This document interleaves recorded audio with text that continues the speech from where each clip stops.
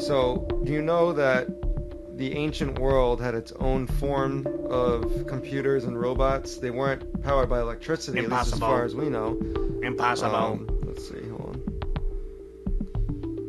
Okay, so basically, first off, robots back in the day were called automatons. I don't know if you've ever heard about this, but back in the ancient time, they developed little steam-powered toys. A duck.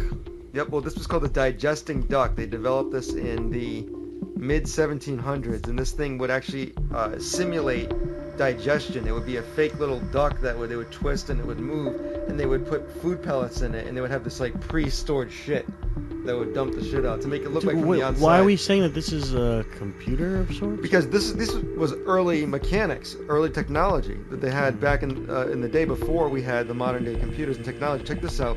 This was an early computer that was designed to calculate the positions of astronomical objects. This was from ancient Greece. Yeah, which is also very weird. Like, why would they ever care if you get so much other shit to worry about? Why they even cared about astronomical objects in the first place?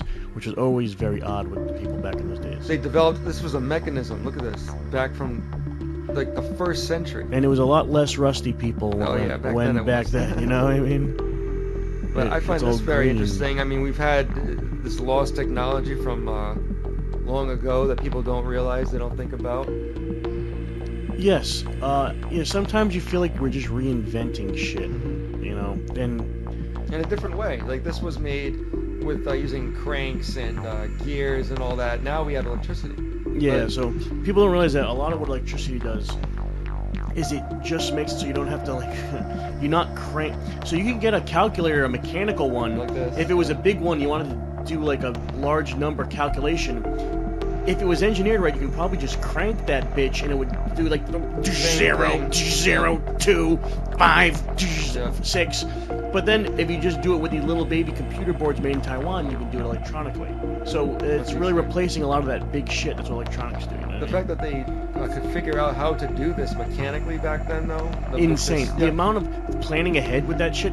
Even like the first wristwatch or clocks and shit. How the fuck they even? Who was paying them to think about shit?